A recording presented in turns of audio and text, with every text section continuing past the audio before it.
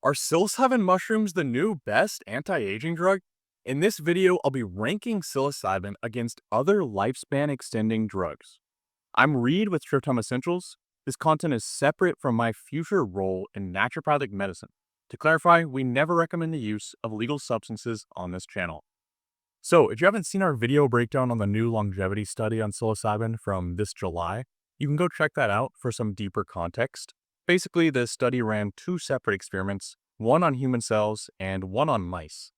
For this video, we'll be focusing on the mouse data because that is really the current gold standard animal model for lifespan extending molecules.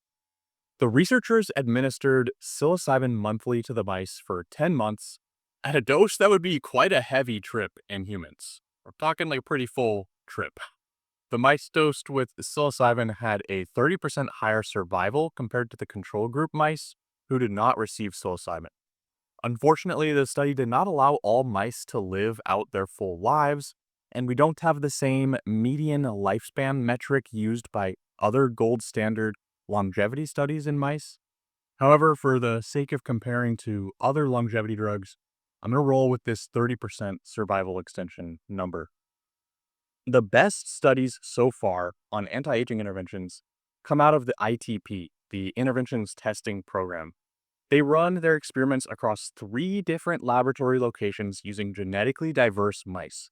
They've examined many drugs and supplements so far, and hopefully they can conduct a follow-up study to give us even better data on psilocybin's effects.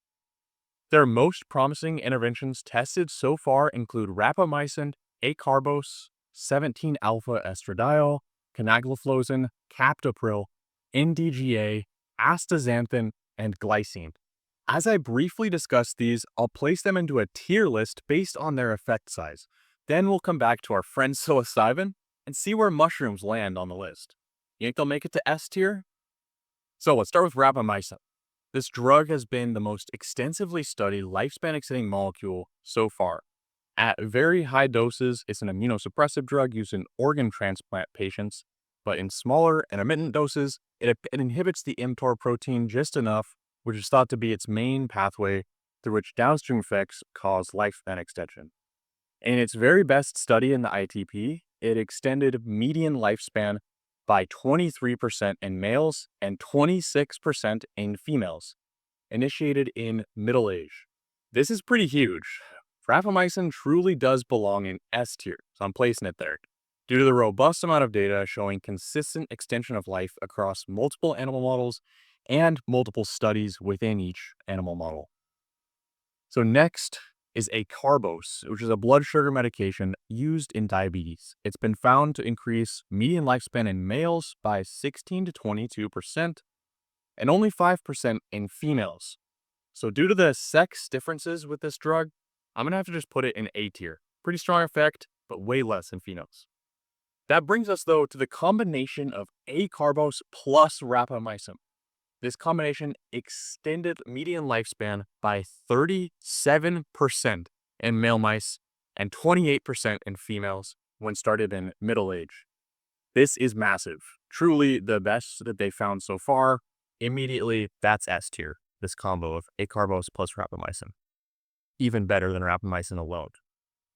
So then we can move into 17-alpha estradiol, a derivative of estrogen that also shows a very male-specific lifespan extension. Data from 2011 and 2016 both showed a 19% increase in median lifespan in male mice, but only a 1% extension in females. The effect is strongest when initiated earlier in life, and again, with the sex differences, I'm going to have to just place this one in A tier with Acarbose. Real quick, I want to give a shout out to our pre-trip supplement available in these single serving packets taken before a psychedelic experience to calm the mind, soothe the stomach, and overall elevate the depth of the experience. Link is in the description below.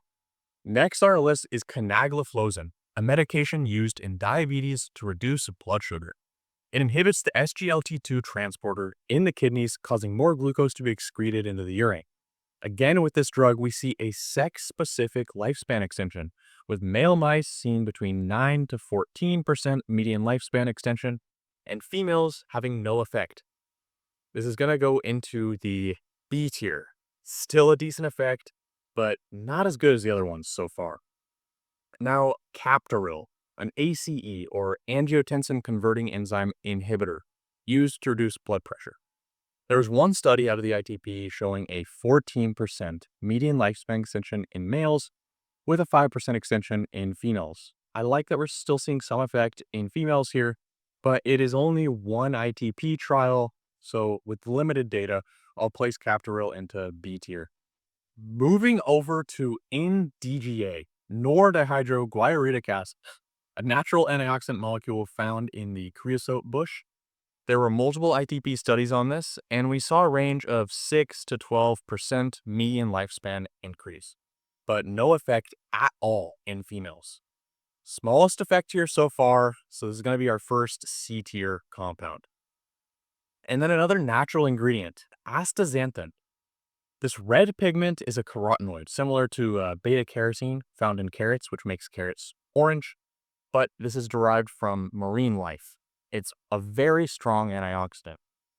The one ITP trial on astaxanthin found a 12% median lifespan extension in males and only a 3% increase in females. So while it may be a nice add-on as a standalone longevity compound, I'm just going to have to put this one in C tier. Our last substance on the list is the amino acid glycine. Glycine is critical for producing glutathione, a key antioxidant molecule in the body, and glycine yielded a 6% median survival advantage in males and a 4% increase in females. So even though the effect is quite small, it was significant in both sexes at a similar magnitude.